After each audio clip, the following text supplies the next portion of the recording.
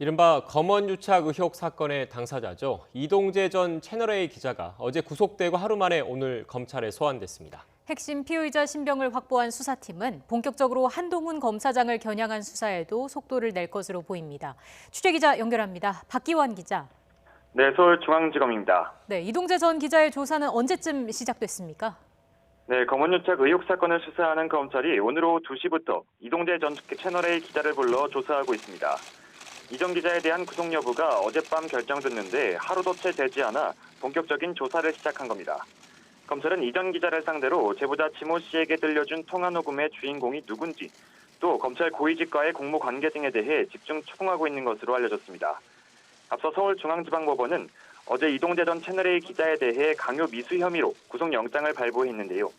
법원은 이 전 기자가 취재 목적을 달성하기 위해 검찰 고위직과 연결해 피해자를 협박하려 했다고 의심할 만한 상당한 자료들이 있다고 판단했습니다.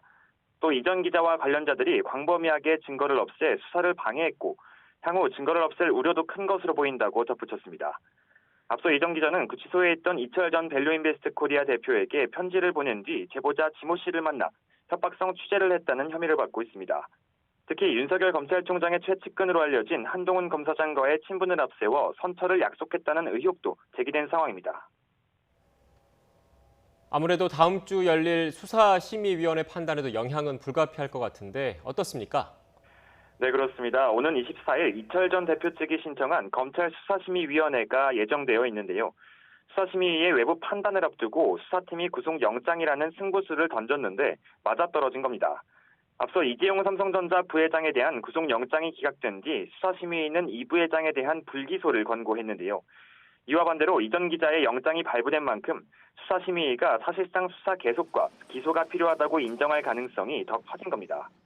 특히 이번 사건은 대검 지휘부와 서울중앙지검 수사팀, 또 윤석열 검찰총장과 추미애 법무부 장관의 갈등을 빚은 시작점이기도 했는데요. 법원이 영장을 발부하면서 대검 지휘부와 윤 총장의 입장은 상당히 난감해졌습니다.